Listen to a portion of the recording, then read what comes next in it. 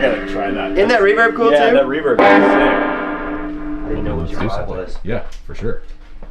Yeah, so right now I've got these set up on the amp, and then I've got a second guitar amp set up if you wanted to jam through the aux box, which would be like about as modern as we could go. An amp straight into that, into a pre.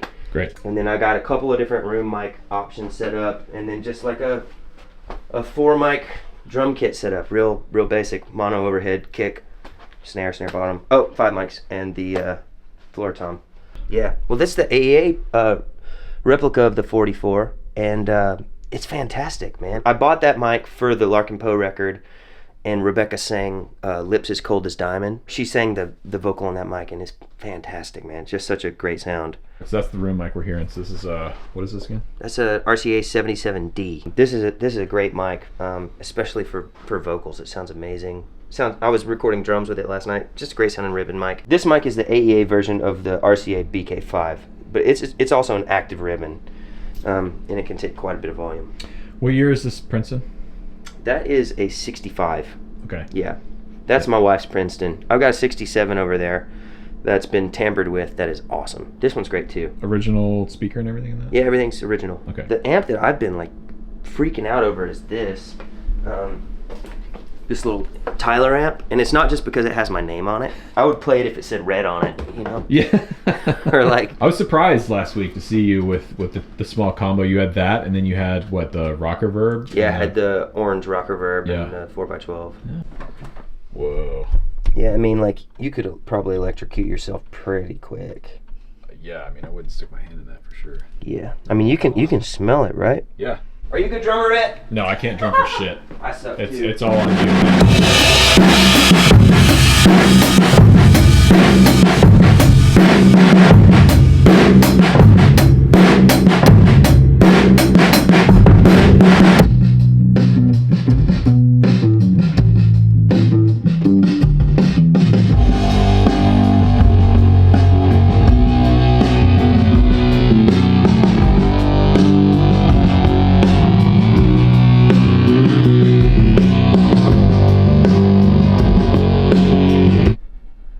Tuned before we started.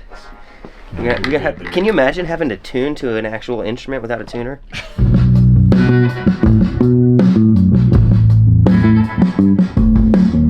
This guitar kills.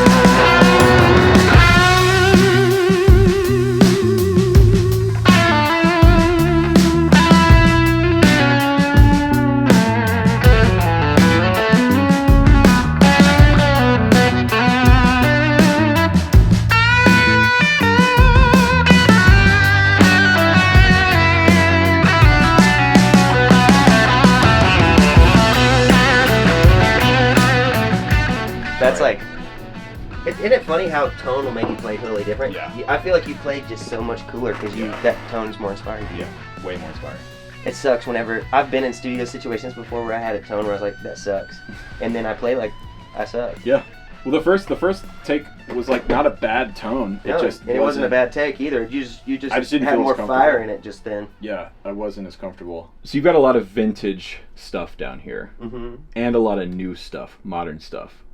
So for you, like, what do you lean more towards? The old sound, the more vintage gear? I like the idea of vintage gear. And I'm often inspired by things that just sound different, like things that I wouldn't get if I went to a studio on Music Row. This old Federal limiter down here. I love that it was, it was like designed during the Korean War, and in the owner's manual has like instructions for how to destroy it in case of enemy capture. And that's fascinating to me. Does that make my song better? No. But for me, it's all about just what works in the moment. There's so many factors. Like whenever somebody says, this pre's great, well, what was the mic? Yeah. What was the amp? Who was the person playing? What was their touch? Right. You know what I mean? What's your take on vintage guitars specifically? Is there a thing there, or does it just not really matter? I've got some vintage guitars that have specific sounds that if I have a song that needs that sound, then I like it. I don't buy vintage guitars as like to keep as currency. When I got this guitar, it was a brand new guitar. It had all of its paint. It was really shiny. It didn't feel good when I got it. Yeah. I think that sometimes guitars need to go through a period where they're like, maybe they still think they're trees or something. It's like they gotta figure out that they're just actually just a tool. And you're not the first person I've heard say that almost exact thing, especially with acoustic guitars. I've got a guitar that I bought 10 years ago, 11 years ago, and I bought it used, but it was basically a new acoustic then. But now, a decade later, after it's been a guitar for a decade, it sounds different and better. Yeah. I wonder if there's any truth to that. It's above my pay grade, man. Yeah, dude, I don't know how to do it. But yeah, I mean, there's certain guitars that just, I feel like, get better with age, you know? Like, I mean, I think that one has. This one has certainly gotten better with age. But again, it's like, just because it's old doesn't mean that it's good. And just because something has an old sound doesn't necessarily mean that that's the sound that's needed. I was recently doing a song with this artist, Frankie Ballard. Mm-hmm. Drums were here, he's here, and he wanted me to play electric guitar. And I was like, well, I need to be quiet. I used the pig nose. I put a 57 on the pig nose because I needed something quick because he was ready to go. It sounded phenomenal. A little slapback, little like space echo and the pig nose. It's a battery-powered amp. Yeah, so many great records have been made that way. Yeah. Just like whatever cheap little solid state thing was rolling around, or like just plugging direct into the console just to get it up and get it done. I was watching some Junior Kimbrough videos, and I saw this one of him playing through this old PV amp, and I thought, I had one of those when I was a kid. So when I went to Texas to see my family, I pulled that PV out. They call them the Mississippi Marshalls. and I brought it home, man, and I plugged it in, and all of a sudden with that in mind, I started kind of dialing up some of those sounds, and it was an amp that I thought was garbage. Right. You know, it took somebody playing something cool through it to go, oh, wait a second. But in that crazy, you have like this idea that you need something to achieve the sound. Yep. And then somebody who's just expressing themselves can convince you to go, wait, hold on. Just express yourself. You don't need the stuff. Do you have it here? Is it around here somewhere? Yeah, I got it here. All right. Here comes the Mississippi Marshall.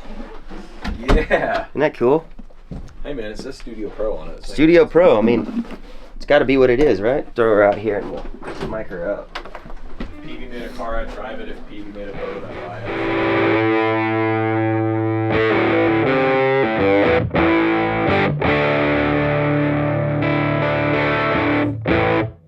Isn't that cool? That sounds awesome.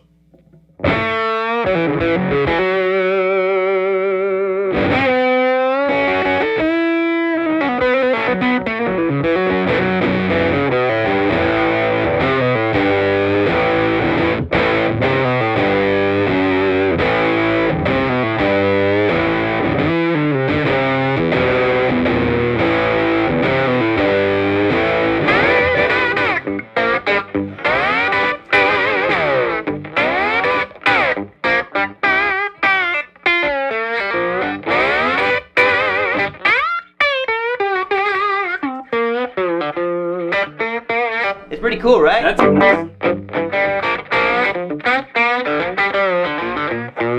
I mean, this guitar is like awful to play, but it's got a sound, you know? So like for a certain thing, it would be the...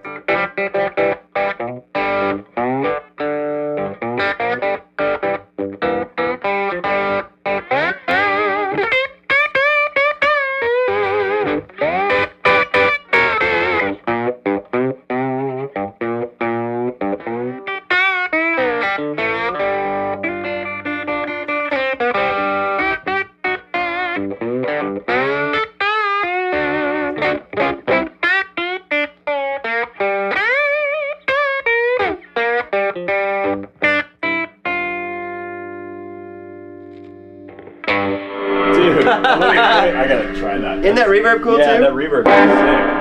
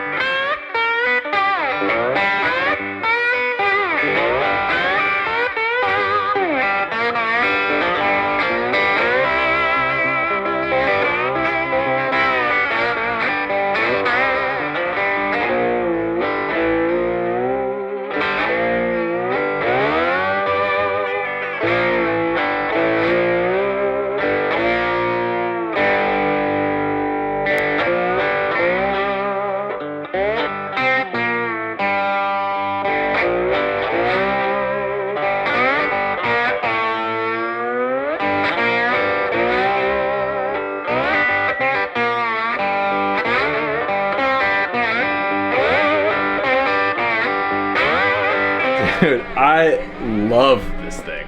Here, I'm gonna give you a little rhythm. I think this should be plugged in. We'll see.